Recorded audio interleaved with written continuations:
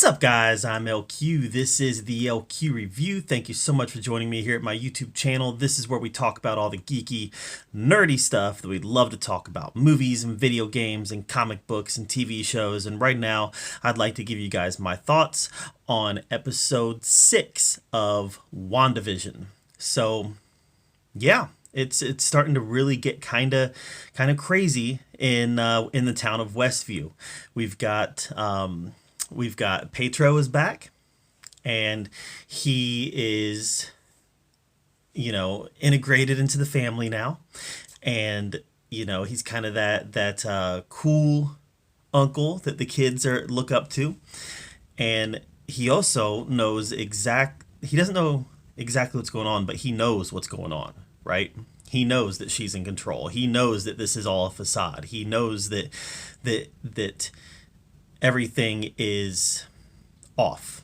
He sees it. He knows this. And he even knows that, like, hey, you know what? I got shot in the street, and then I knew you needed me, and I appeared here.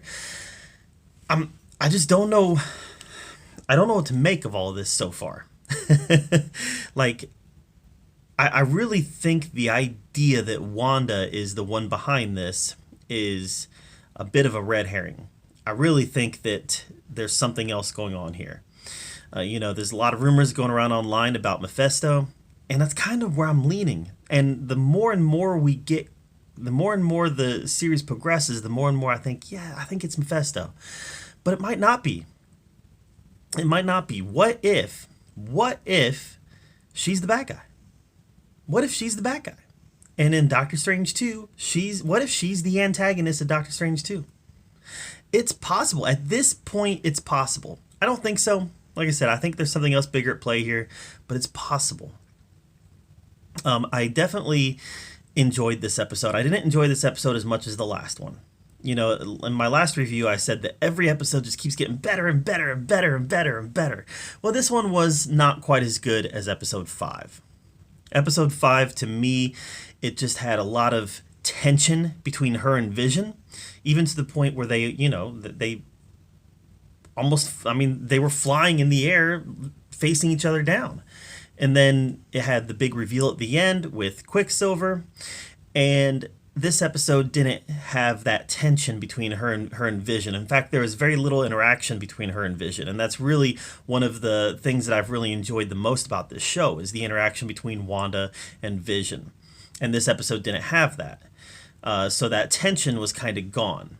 Now, as the episode went on, the tension between her and her brother kind of built. And it built to a point where she actually got violent with him at the end. And that got me thinking, does she know that he's not really her brother? Why would she be violent with her brother if it was her brother? She knows it's not her brother.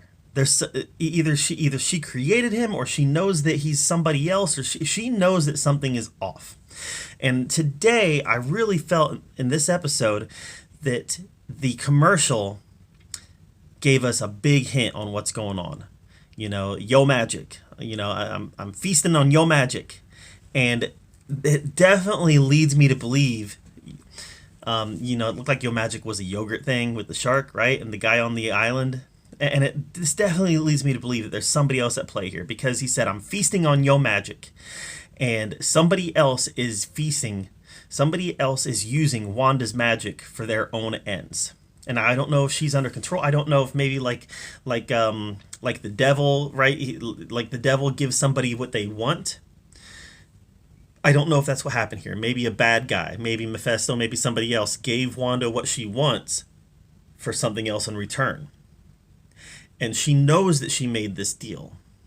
Or maybe not. Maybe she's legitimately a victim of somebody else. But I really feel like that commercial was a huge, huge hint. I'm feasting on your magic. I really feel like that was a huge hint. The snack for survivors, or whatever it said. First of all, that commercial felt 100% like a 90s commercial. And so did the show, but we'll get to that in a second.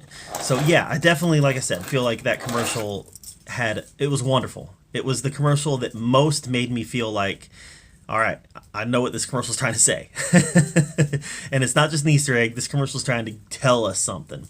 Once we know at the end of this series in 3 weeks, once we know everything that's going on, it's going to be so much fun to go back and rewatch this because I feel like there's been Easter eggs the whole time that we didn't even know to look for.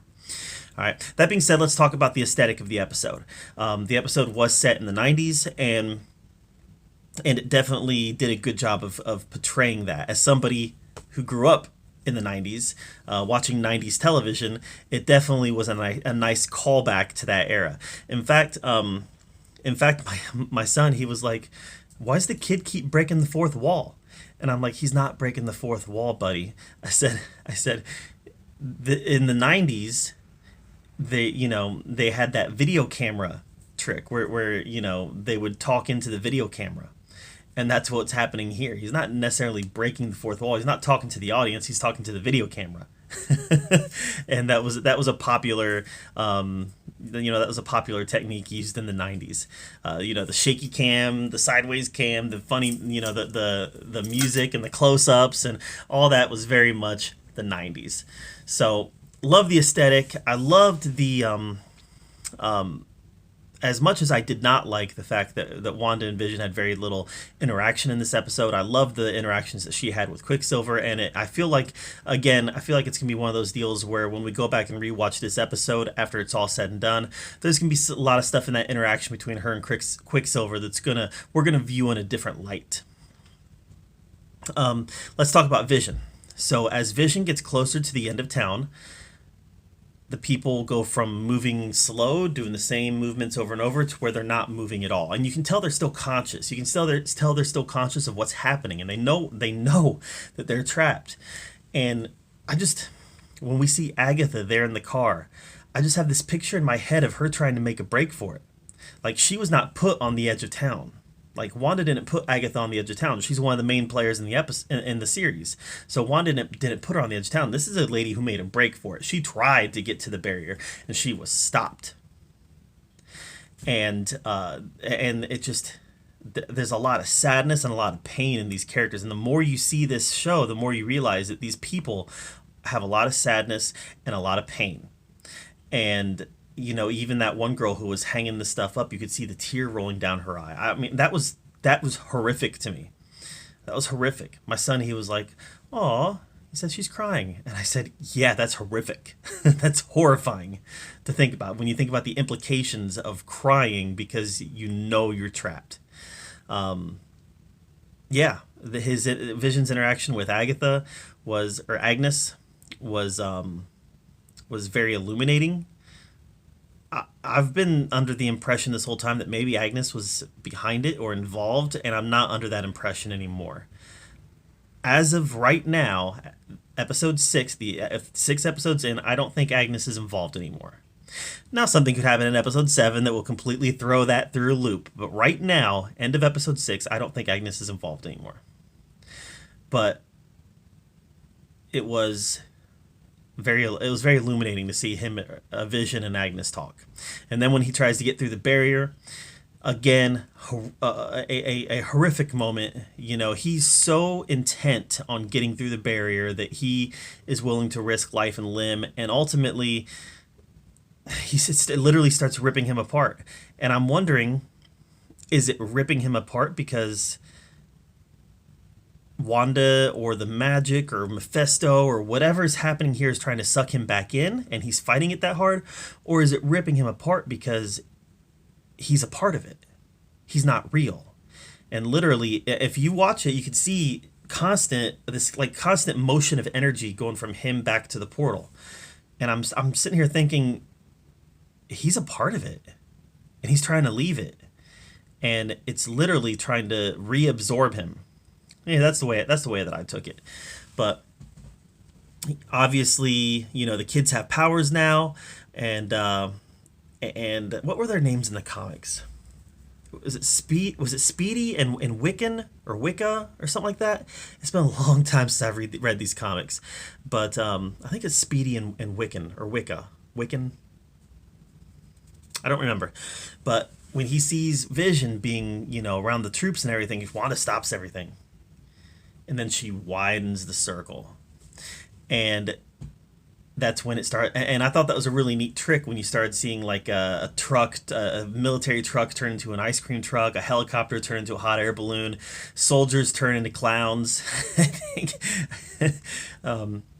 I thought that was all very interesting to see the implications of that, right? She could make this worldwide probably if she wanted to. Big implications there. And then obviously Darcy gets sucked into it. Let's talk about Darcy and Wu and Monica for a second. First of all, Wu needs his own Disney Plus series. We're to that point now. I know that people have been calling it for a few weeks now. We need it. We need it. He showed this week that he's able to be physical. You know, he's a physical threat as well. He can fight. But he's just fantastic. And then we see that through the blood work, we learn that, you know, Monica's DNA is changing. Her cells are changing. And I think that by the end of this series, we're going to see Monica have some sort of superpower. Just because, you know, she gets superpowers in the comics. This is the Marvel, this is the MCU. You get superpowers, and you get superpowers, and you get superpowers. Everybody gets superpowers. Except for Falcon. Falcon, you get your wings. You get the shield, the wings and the shield. So, yeah, I think we're going to see Monica get superpowers by the end of this. But I think there's more going on with Hayward also. Obviously, Hayward is being very secretive. He tried to get the three main players kicked off of his base. I think there's something going on with Hayward as well. So, overall, guys, good episode. This show is continuing to fire on all cylinders. I think it was a small, slight, minute step down from episode 5, but not much. It was still a phenomenal 30 minutes of television, and I can't wait. I do feel like this is the end of the second act, and now we're going into the third act, and things are going to get really crazy now. That's just how I feel. So, overall, guys, really like this episode. What did you think of episode 6 of WandaVision? Let me know in the comments down below. I'd love to hear your take on it. While you're down there, make sure that you subscribe to my channel. I put out a lot of content, and I want to make sure you're up to date with everything that I'm doing. And as always, thank you so much for joining me here at the Geeky Review, where we get to talk about all the geeky, nerdy stuff that we love to talk about. Until next time, we'll see you guys later.